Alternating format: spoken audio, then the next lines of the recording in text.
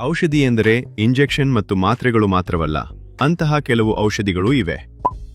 ಇತ್ತೀಚಿನ ದಿನಗಳಲ್ಲಿ ಚಿಕ್ಕ ಚಿಕ್ಕ ವಯಸ್ಸಿನ ಮಕ್ಕಳಿಗೂ ಕೂಡ ಅನೇಕ ರೀತಿಯ ರೋಗಗಳು ಹುಷಾರು ತಪ್ಪುವುದು ಸಾಮಾನ್ಯವಾಗಿದೆ.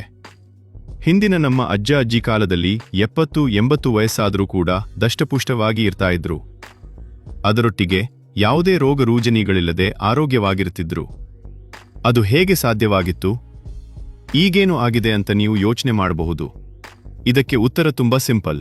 ಆಗೆಲ್ಲ ಈಗಿನ ರೀತಿಯ ಲೈಫ್ ಸ್ಟೈಲ್ ಇರಲಿಲ್ಲ. ಮೊಬೈಲ್ ಇರಲಿಲ್ಲ, ಆಫೀಸ್ ಜಾಬ್ ತೀರಾ ಕಮ್ಮಿ, ಹೊರಗಡೆ ಸಿಗೋ ಜಂಕ್ ಫುಡ್ ಇರಲಿಲ್ಲ, ಹೈಫೈ ಲೈಫ್ ಇರಲಿಲ್ಲ. ಇನ್ನು ಹೇಳ್ತಾ ಹೋದ್ರೆ ತುಂಬಾ ಇದಾವೆ. ಆದ್ರೆ ಇವೆಲ್ಲ ಇದ್ದು ನಾವು ಆರೋಗ್ಯವಾಗಿ ಇರಬೇಕು ಅಂದ್ರೆ ಏನ್ ಮಾಡಬೇಕು? ಈ ಇಂಜೆಕ್ಷನ್ ಮಾತ್ರೆಗಳಿಲ್ಲದೆ ನಾವು ಇರೋದು ಹೇಗೆ ಅಂತ ಯೋಚನೆ ಮಾಡ್ತಿದ್ರೆ ಜಸ್ಟ್ ನಾನು ಹೇಳೋ ಈ ಕೆಲಸಗಳನ್ನು ಮಾಡಿ. ಇವು ಕೂಡ ನಿಮ್ಮ ದೇಹಕ್ಕೆ ಔಷಧಿ ಇದ್ದಂಗೆ. ಅವು ಯಾವು ನೋಡೋಣ ಬನ್ನಿ. ಮೊದಲನೇದಾಗಿ 1. ವ್ಯಾಯಾಮ ಒಂದು ಔಷಧ. 2. ಬೆಳಗಿನ ನಡಿಗೆಯೇ ಮದ್ದು. 3. ಉಪವಾಸವೇ ಔಷಧ. 4. ಕುಟುಂಬದೊಂದಿಗೆ ಆಹಾರವು ಒಂದು ಔಷಧವಾಗಿದೆ. 5. ನಗು ಒಂದು ಔಷಧ. 6. ಗಾಢ ನಿದ್ರೆ ಒಂದು ಔಷಧ. 7. ಆತ್ಮೀಯರೊಂದಿಗೆ ಸಮಯ ಕಳೆಯುವುದೇ ಒಂದು ಔಷಧ. 8. ಯಾವಾಗಲೂ ಸಂತೋಷವಾಗಿರುವುದೇ ಔಷಧ. 9. ಕೆಲವು ಸಂದರ್ಭಗಳಲ್ಲಿ ಮೌನವೂ ಔಷಧಿ.